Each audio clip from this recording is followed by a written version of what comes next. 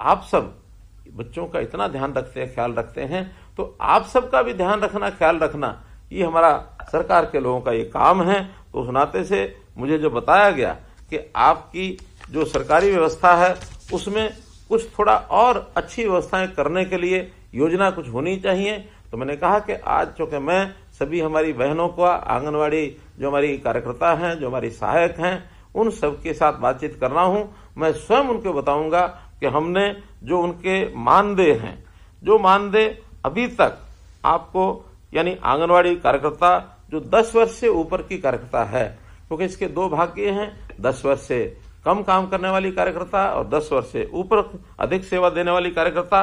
तो जो अभी तक 10 वर्ष से ऊपर जो सेवा देती है वो कार्यकर्ता अपनी है, उसका जो मानदेय है अभी 12,661 रुपया है। तो आज से उसको बढ़ाकर मैं 14,000 रुपया देने की घोषणा करता हूं। लगभग 1,300 और 39 रुपया इनका बढ़ जाएगा और ये 14,000 रुपया पाएंगी। इसी प्रकार जो 10 वर्ष से कम काम की जो सेवा जिनकी हुई है, या फिर जिनको मिनी आंगनवाड़ी कार्यकर्ता हम कहते हैं, तो मिनी आंगनवाड़ी कार्यकर्ता और 10 वर्ष से कम काम करने वाली ऐसी हमारी जो कार्यकर्ता हैं, इनका अभी तक का मानदेय है 11,401। इसको बढ़ा करके 12,500 रुपया आज से किया जाता है। इनकी वृद्धि भी लगभग 1,100 रुपया महीने की ये की जाती है। इसी प्रकार आंगनवाड़ी जो हेल्पर हैं, इन आंगनवाड़ी हेल्पर्स का अभी तक का मानदेय है 6,781। इसको भी बढ़ा करके 7,500 रुपया किया जाता है, अर्थात 719 रुपए की वृद्धि इसमें भी की जाती है।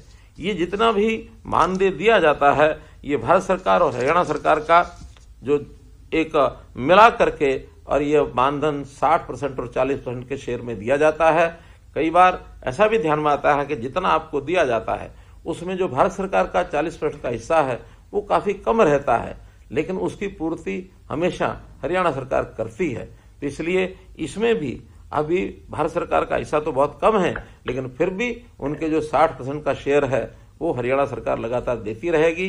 कभी भी भारत सरकार से का 60% में कमी रहेगी तो हरियाणा सरकार देती रहेगी, और अपना 40% हरियाणा सरकार तो हमेशा देती ही है।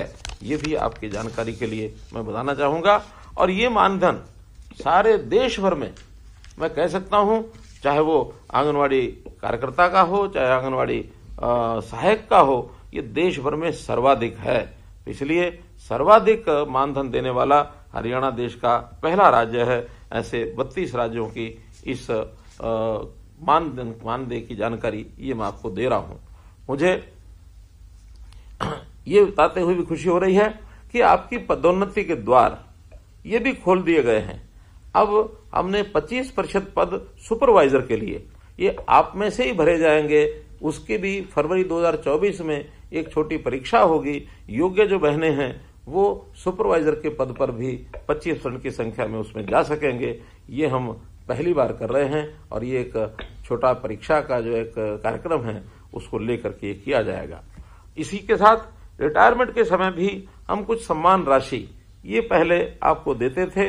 अभी तक आंगनवाड़ी जो वर्कर हैं और आंगनवाड़ी हेल्पर हैं उनको 1 लाख रुपया और 50,000 रुपया ये दिया जाता था। अब वर्कर जो हैं यानी कार्यकर्ता हैं, उन कार्यकर्ता को 1 लाख की बजाय 2 लाख रुपया दिया जाएगा यानी रिटायरमेंट के समय, और जो हेल्पर हैं उनको 50,000 रुपए की बजाय 1 लाख रुपए की राशि दी जाएगी, अर्थात ये दोनों को डबल कर दिया गया है। इसी प्रकार वर्दी भत्ता भी अभी तक 800 रुपया दिया जाता था, अब इसको बढ़ा करके 1,500 रुपया वार्षिक करने की मैं घोषणा करता हूं। गांव के अंदर हम लोगों ने बाल वाटिकाएं, यानी सरकारी स्कूलों में जो हमारे जितने भी आंगनवाड़ी हैं उनको नाम पहले दिया था हमने प्ले वे स्कूल। अभी उनका नाम, क्योंकि सरकारी जो नई शिक्षा नीति है, राष्ट्रीय शिक्षा नीति, उसमें इनका नाम बाल वाटिका कर दिया गया है। तो इन बाल वाटिकाओं का ही नाम रखा है। 4,000 बाल वाटिकाएं बन चुकी हैं। अभी आगे और 4,000 नई बाल वाटिकाएं जो आंगनवाड़ी हैं, जो अच्छी आंगनवाड़ी हैं, उन्हीं को उसमें कन्वर्ट कर दिया जाएगा।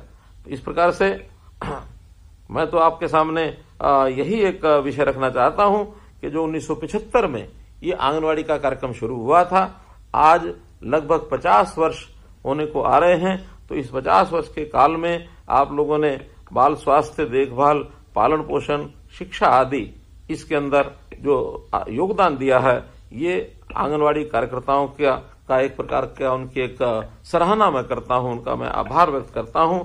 और इस काम में हमेशा बहुत से काम की जो अपडेट है, इस काम में कुछ न कुछ वृद्धि भी होती रहती है।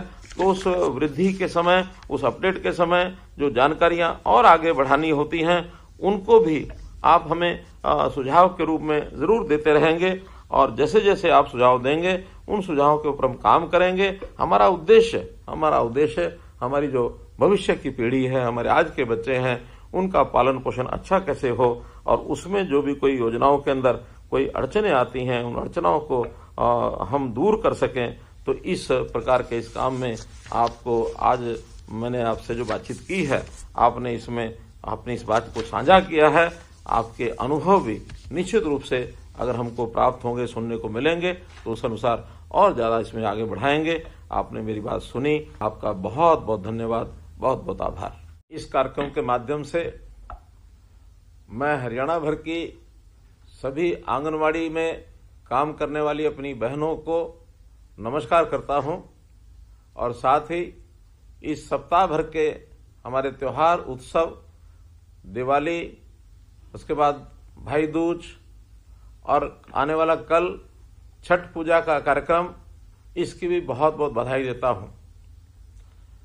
मेरी प्यारी बहनों, हमारा जो काम है आंगनवाड़ी, इस नाते से जो बच्चों की सेवा हम करते हैं, बच्चों की देखभाल करते हैं, अपने आप में एक बहुत महत्वपूर्ण काम है।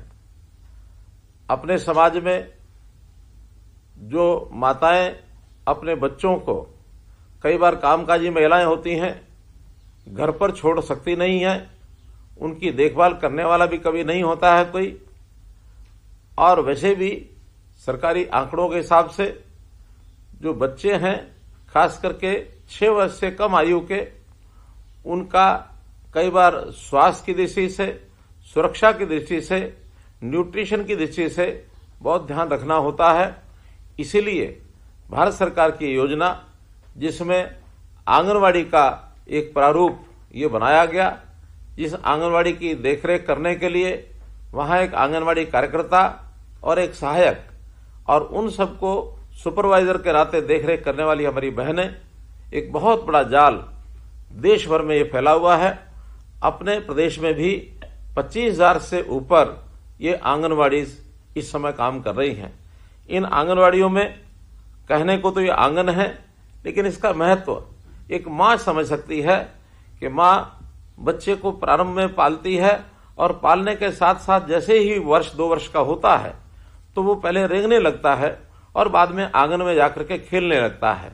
आंगन का महत्व उस बच्चे के लिए बहुत महत्वपूर्ण होता है, जिसको सीमाओं में भी रखना होता है, उसका पालना पोसना भी होता है, और उसकी पूरी सुरक्षा भी करनी होती है।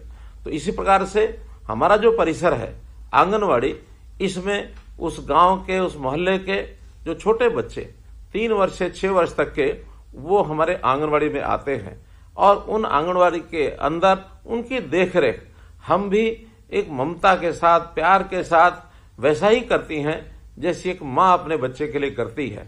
एक संवेदनशील बहन इन बच्चों का किस प्रकार से ध्यान रखती है, वो एक मां ही समझ सकती है। तो इसीलिए इस व्यवस्था में सभी बहनों को ही लगाया गया है, ताकि बहनें अच्छी प्रकार से इसकी देखभाल कर सकें। अगर मां के बाद बच्चे के पालने में किसी का अगर रोल आता है, तो आपका आता है। एक बड़ी बात, आखिर आंगनवाड़ी सभी सरकारी व्यवस्थाओं में चलती है, और सामान्यतः समाज में देखा गया है कि इन सरकारी व्यवस्थाओं पर लोगों का विश्वास नहीं होता। लेकिन आपके ऊपर कितना विश्वास है कि एक बच्चा जो मां का एक जिगर का टुकड़ा होता है, और उस बच्चे की पूरी भरोसा करके आपके जिम्मे छोड़ करके जाती हैं कि आप सुबह से सायंकाल तक उस बच्चे का ध्यान रखेंगी। तो एक बहुत बड़ा एक विश्वास का, एक बहुत बड़ा एक भरोसे का ये काम आप कर रही हैं। बहुत सराहनीय ये काम है। अब इस काम में कितनी कठिनाइयां आती होंगी, मैं तो एक उदाहरण के साथ आपके सामने ये विषय रख सकता हूं। मैं भी जब अपना स्कूल और कॉलेज जाने का समय था, उस समय एक संस्था से जुड़ा हुआ था, और उस संस्था के माध्यम से कुछ बच्चों के लिए काम किए जाते थे।